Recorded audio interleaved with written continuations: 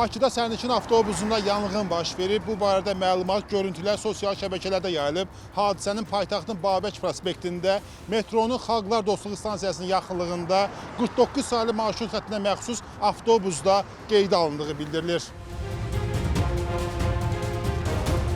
Heç bir yanğın baş vermir. Texniki nasazlıqda maşın turbosu dağılıb. Texniki nasazlıq olub, saxlayıb sürücü sərnişinləri ötürüb olsun maşına saxlayıb orada. Maşın hal-hazırda oradadır, ustalar indi düzəldirlər, turbosu dağılıb. Gedib baxa da bilərsiniz. Video görüntüsü da var. Belə bir hansısa sərnişin biri götürüb şey deyib, nədir onun adı? Pajaniya məlumat, Pajaniya yazıq özünə gəldi, bax, deyir, bunun üçün məlumat verir. Burada yanğın var. Mən özüm danışım, dedim, xeyr qardaş, maşın orada, sən orada.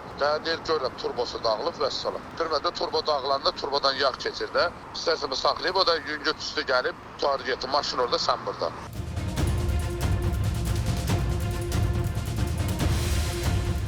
...49 saylı marşrut xəttinə məxsus avtobusların olduğu qaraja gəldi və daşıyıcı şirkətin rəhbərinin dediyinə görə həmin o yandığı deyilən avtobusda buradadır və gedib çəkib yerində vəziyyətinə baxmaq olar. Amma qarajdan çəkilişə icazə vermədilər. Belə olan halda sual yaranır. Həmin o yandığı deyilən avtobus yanıb, yoxsa yanmayıb?